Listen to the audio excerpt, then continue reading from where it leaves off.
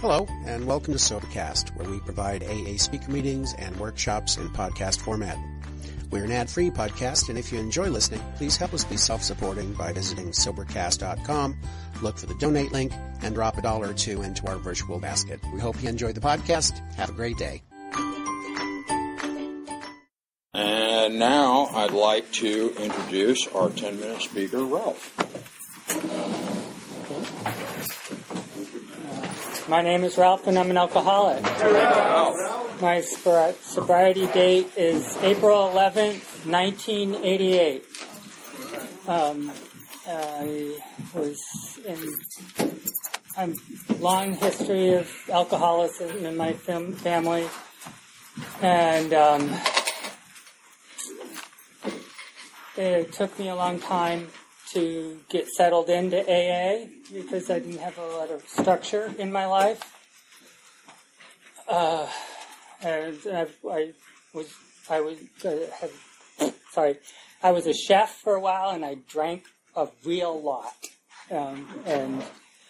But finally, I got 3 WDIs and got put in court-mandated retreat.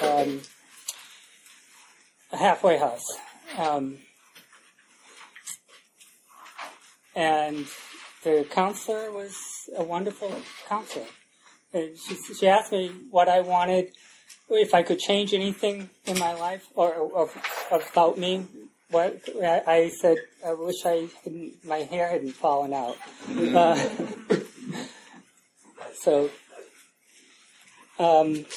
For me, I love this program. It really saved my life, literally. And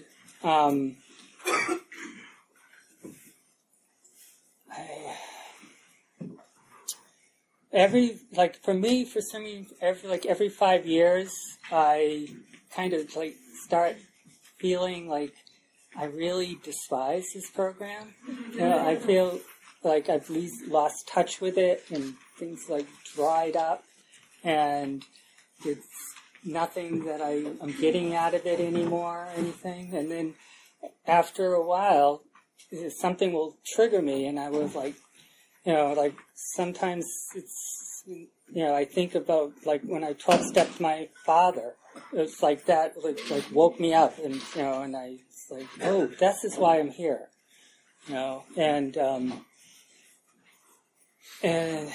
but when I go through those dry patches, it's difficult to come out of them, and so I'm in one of those right now. And it's a good time for me to come and speak because of it. And I've just started a 90 and 90, which I've never done before, to help me to stay into the program. And I've been to so many meetings in so many places, and I got, after today, I got news. One of my sister's husbands, drunken husband, was put in prison for 25 years for shooting somebody. All of the women in my family married alcoholics. It's just so pervasive throughout my life with almost every member of my family, and I'm the first to get away from it.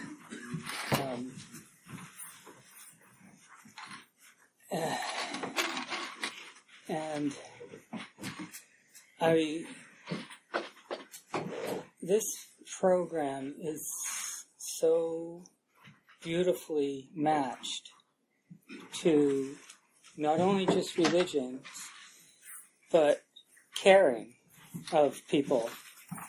And sometimes I have a hard time letting people care for me. And it comes and goes.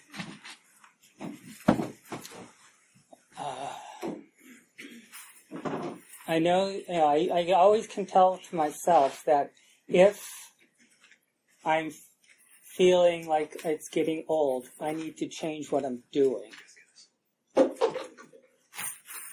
So there's been a lot of sorrow in my life, and I'm having a little trouble cognitively because I have HIV dementia, and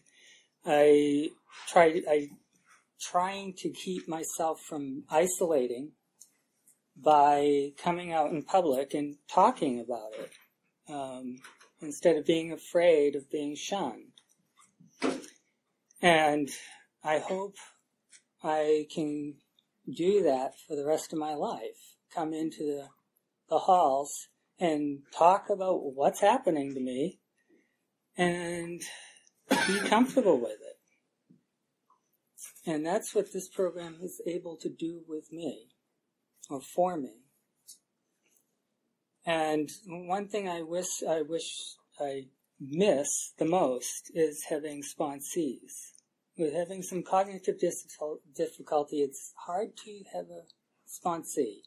If I worry about meeting from them, I'm missing a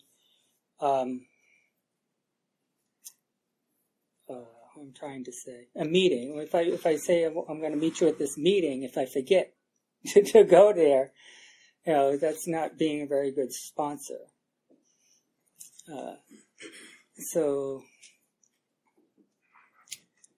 It's just a struggle. It's a struggle. It's simply as that. And I would love to sponsor a newcomer, but I don't think that would be fair to them. And there's all kinds of things. I did some crazy things when I was young. When I grew up in Massachusetts, and for 1 year, Massachusetts had the drinking age at 18, and my older sister was buying alcohol for me. She was going.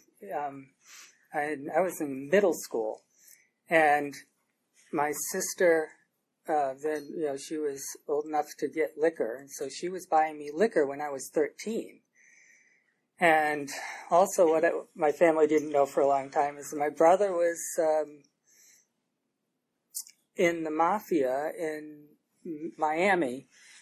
There's a yacht. Okay. About 2 minutes. Okay. So anyhow. He got busted, and they left a bale of marijuana in the barn behind our house. And the FBI came, and luckily the FBI agent in that area married my older sister, and they just let it go. They just let it go because they could have taken our whole house and everything. And I was really lucky. We were very lucky that they didn't take our house and property and everything.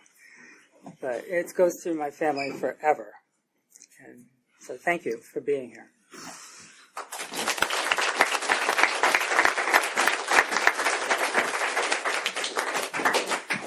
All right, now Lee is going to speak for as much or as little as she wants between now and 8 o'clock. Okay. 5 till.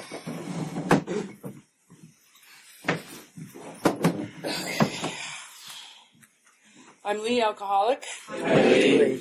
And I don't know a soul in this room except for David, who asked me to speak tonight. I live in San Francisco. So this is I'm always nervous anyway, but now I'm really wicked nervous. So you can tell it from the East Coast because I just said that. And I'm from upstate New York and Boston, the Catskill Mountains.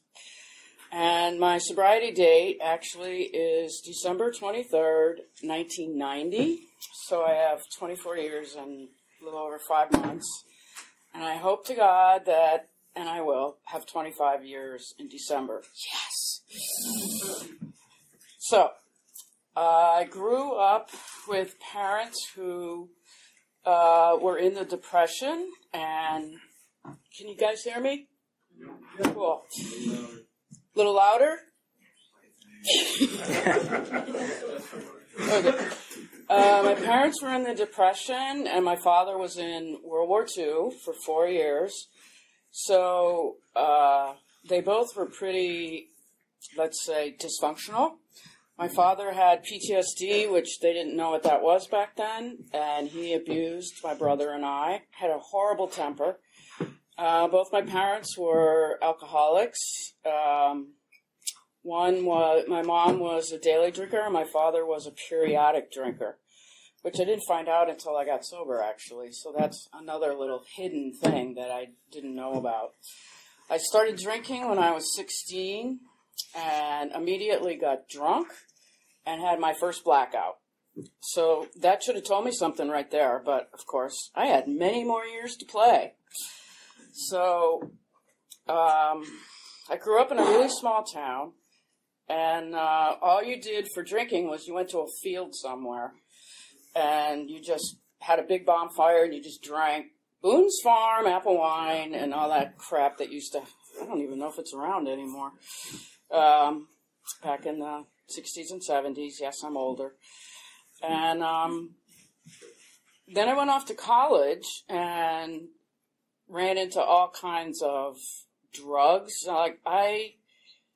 If somebody went through the 70s, I can't believe they didn't try one drug, because there was a shitload of drugs back then.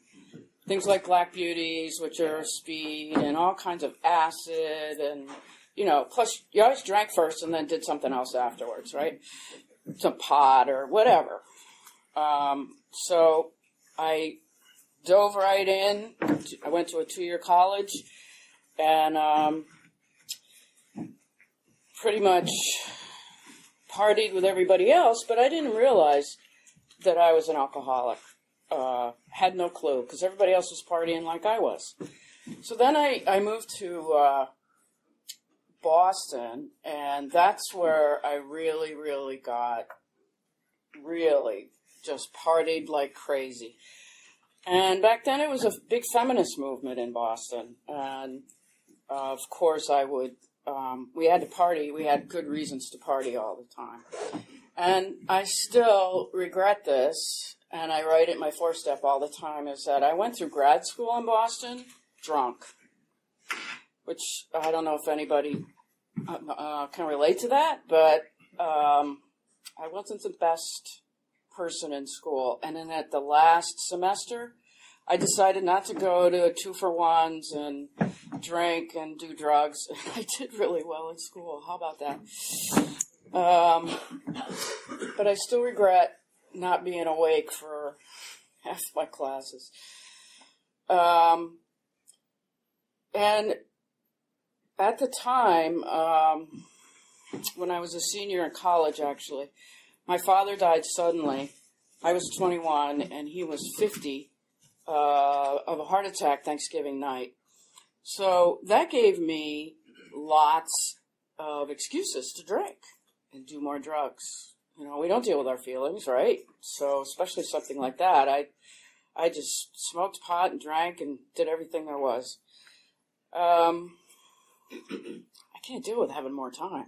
I don't know what else to do.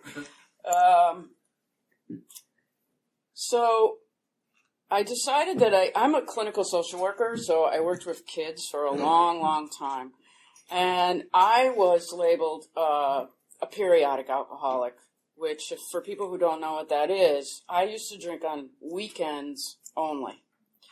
I'd work during the week, deal with the emotionally disturbed, sexually, physically abused kids. And then on Friday, I said, oh my God, I had such a horrible week. I really deserve to get drunk. So I'd go out to the bars. I was a bar drinker. I never drank at home. Well, not never, but I usually didn't drink at home. I didn't usually buy alcohol or anything in the house. But I went out Friday, Saturday night, regrouped on Sunday, went back to work on Monday, and did the same thing over and over and over again. But I found myself getting into more trouble, going into darker and deeper places in the city for drugs, hanging out with people that you hang out with when you're using, right? And I actually decided I had to leave a relationship. And that's an what's it called? When you move? Geographic. Thank you. I told you I was old. I had to do a geographic, so I went back to New York. This woman that I was a partner with was abusing me. And I've actually had 3 partners that have abused me. And I just don't pick them very well, obviously. So I went back to New York, did some more work, and really, that was bad. So I decided to move again for another geographic to Los Angeles, because that's where my brother was, and I thought, well, maybe I can get closer to my brother, but that's actually never happened. He is not one of us. And I wish he was, because then he would understand what's going on in the world. So I got sober in Los Angeles in 1990. But who the hell has a December 23rd, 2 days before Christmas, sober date? You know, that's a little weird. But I didn't pick it.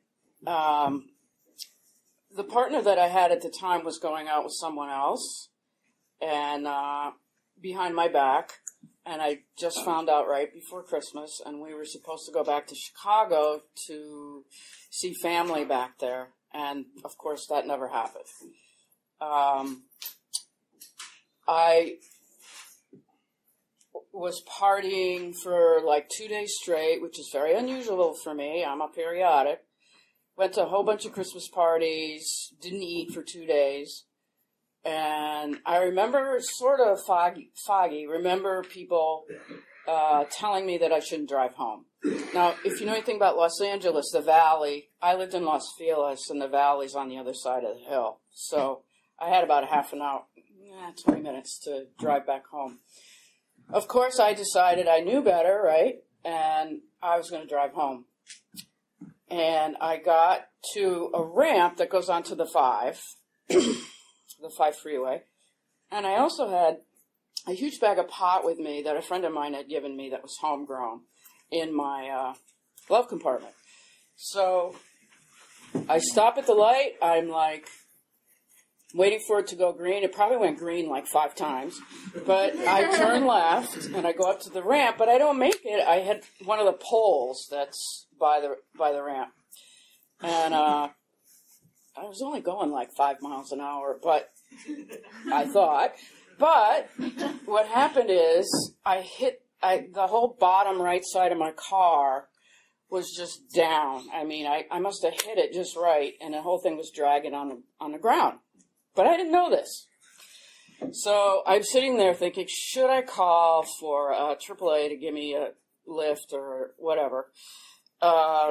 Especially since I got this pot in my car, and I thought, nah, what the hell? I'm only like 5 miles away from my house. I'll drive home, right? So this is right before Christmas. I get on the freeway, and I'm going 40 miles an hour with my hazard lights on, and, that's just somebody waiting to happen, right? I look over, and there's sparks flying all over. I'm looking at the passenger side, and there's all these sparks, and it's from the bottom of my car hitting the freeway. And I thought, well, that's fun. What's that? Duh. So, of course, I'm a mile away. The sign says Los Feliz, and I get pulled over. Like 612 cops, and the thing is, I passed every single alcohol test that they gave me. Every single one. God knows how I did that. But anyway, they thought I hit a car. But I kept telling them, no, I just hit a pole. They didn't believe me, right? Yeah. So I get back to the jail, and I blew a .30. Now that's pretty high. I mean, that's really high. In fact, the probation officer told me that was the highest they'd seen all year. This is in 1990. I was like, oh, that's nice. So they made me stay 2 days in the jail because they wanted to see if I'd hit the car somewhere, or somebody reported some jerk hitting them. And I got harassed by the women cops more than the men cops. I hadn't eaten in 2 days, so the urine sample looked like water. They wanted me to do a blood test. I was like, absolutely not. And they threw me in this jail cell with about 40 other men right next to me. And can you imagine what happened there? They're all up on the gate next to me, catcalling, whistling, blah, blah, blah. This all happened for like all day, waiting to get in front of the judge. So I get in front of the judge. It's a woman who actually lost her son to a drunk driver. And that goes on my 4th step, too. So she gives me 30 AA meetings, which was high back then, and all kinds of outpatient treatment that you have to pay for. I got a probation officer, and I was scared to death. I had no idea that I was an alcoholic. I drank alcoholically, but I did not know that I was an alcoholic. So I go to the rooms, never been to an AA room, never heard about, I heard about it, but I didn't know anybody who was in it. So I went in the back of the room and I brought some magazines with me, which I thought was really stupid. But I have to say that the women in that program really, really saved my ass, because back then the cell phones were like this big, so you gave out pieces of paper for phone numbers and stuff, and they gave, like 6 women came up to me and gave me pieces of paper with phone numbers, and they wouldn't let me go by myself to a meeting. They would take me to a meeting. They took me to meetings all over Los Angeles. They took me out to eat because I wasn't eating. I was very much in fear, and I kept asking them, am I really an alcoholic? You know, I work every day. I'm good at my job. And they finally said to me, will you fucking stop asking me if you're an alcoholic or not? Just listen. Just accept. And go to page 449 or 417. Right? So I listened. I kept my mouth shut, and I started to get it. I started to understand what these 12 steps are all about. I got a sponsor, and I have to say I'm not a very good sponsor picker, because this one was, she took me to some place in Palm Springs that they were having a 12-step conference thing, but it was also the golf tournament there. So they dropped me, and I didn't see him all weekend. She and her friends. And I thought, what kind of sponsor is this? So I dumped her, and she came up to me a few weeks later and said, oh, Lee, I want to apologize. I want to make amends. And I start to say, thank you. She goes, stop. And turns around and walks away. And I thought, is that how you make amends? I'm like, that's fucked up. So I got another sponsor who, I got up to the 4th step, and I'm doing the 5th step. I'm reading with her and telling her my story, and she was like really popular, you know, really cool, get her for a sponsor. I'm like, oh, cool. She said yes to me.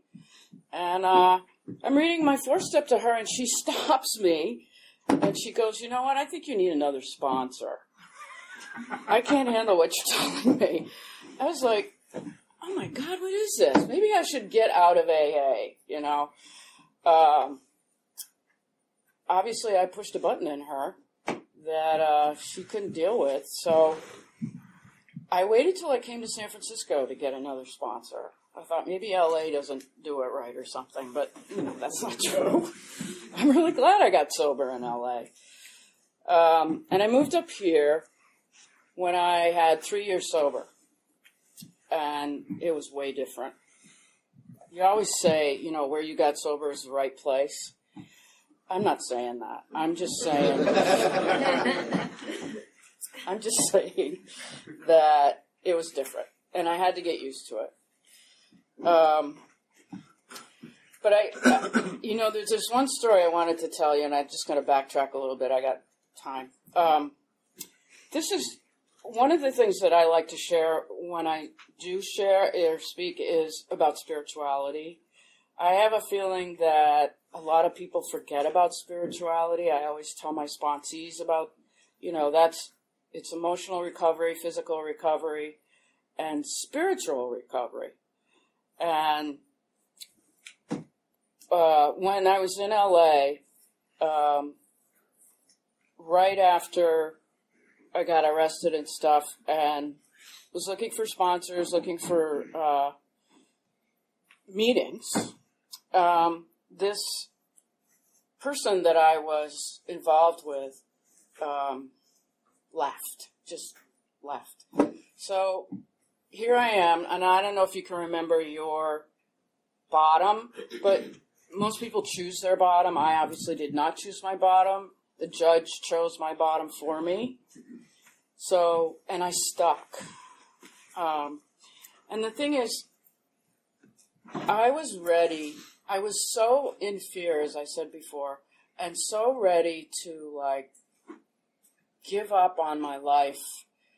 I lost my car. I couldn't get to work. It was just horrible. And I got on my knees, and I started praying to God, and 20 pounds went off my shoulders, and I felt like, yeah, I am an alcoholic. And I don't know if you can remember when you actually felt that. What a relief, right? What a relief to admit that you're an alcoholic and that you don't have to do what you did for years and years and years. But at that time, I was pretty much in fear, as I've repeated 3 times, and I decided I was going to kill myself. I've never done that before. I was really, really depressed. Obviously, I haven't done it before. It's my ghost, you see. And the person that I was with was going out for New Year's Eve. I remember it was right before New Year's Eve. So, leaves, and I'm thinking, okay, you know what? I'm done. I'm done with my life. I don't know what to do with myself.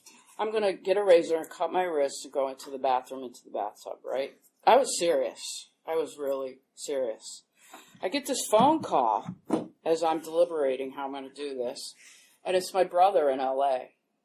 And he says to me, you know what?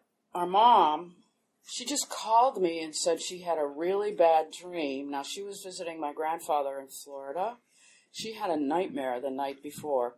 She calls my brother, and her dream was that I had killed myself.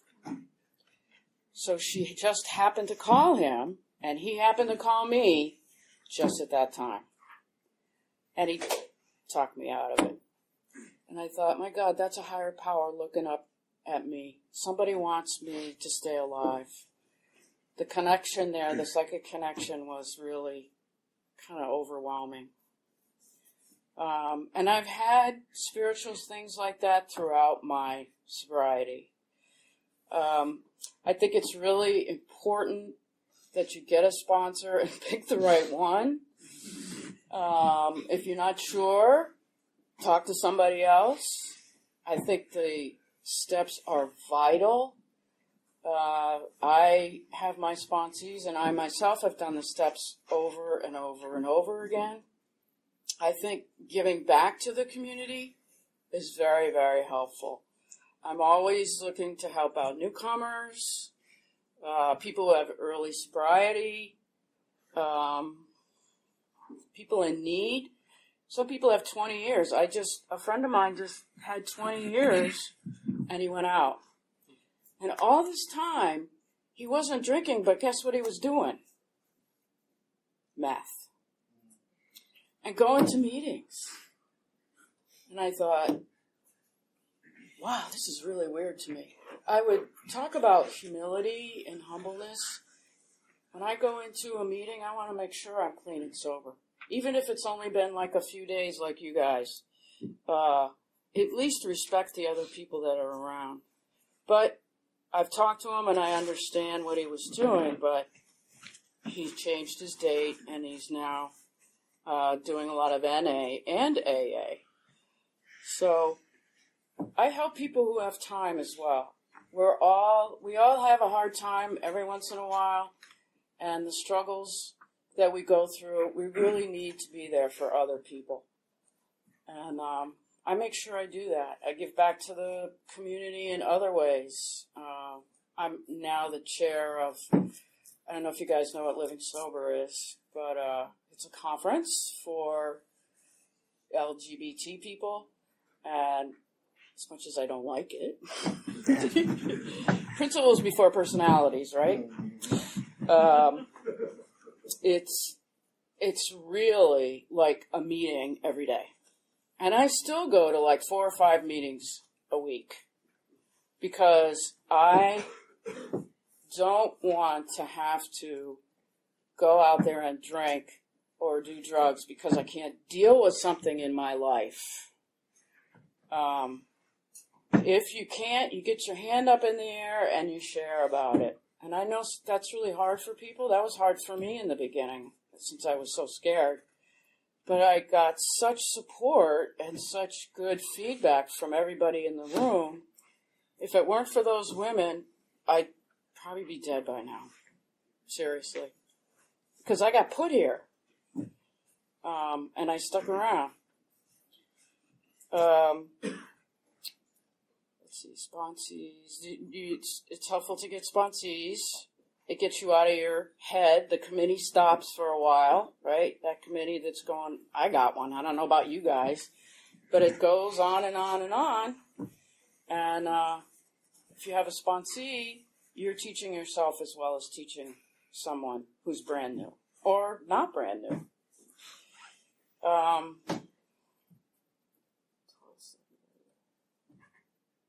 much time do I have? You can take as much or as little as you want. I'm running out. It's okay. You can run out.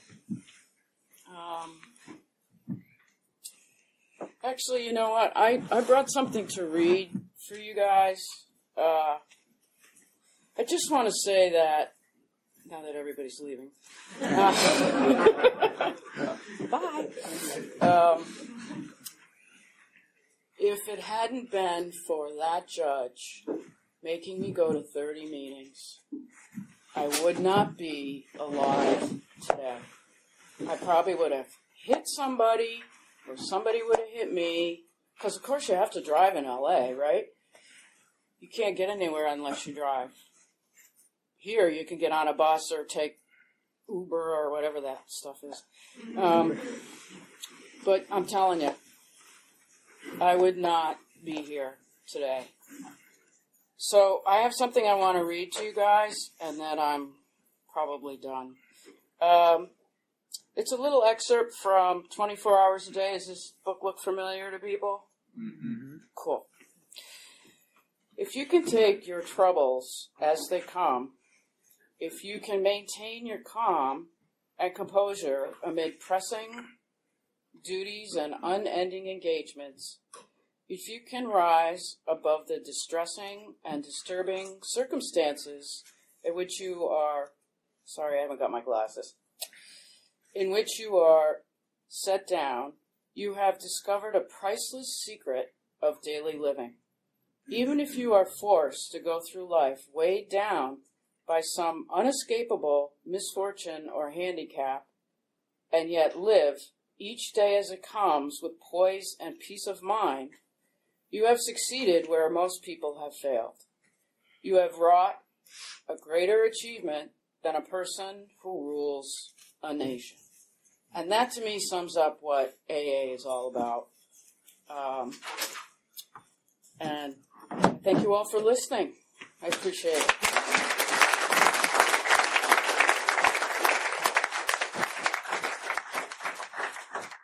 All right.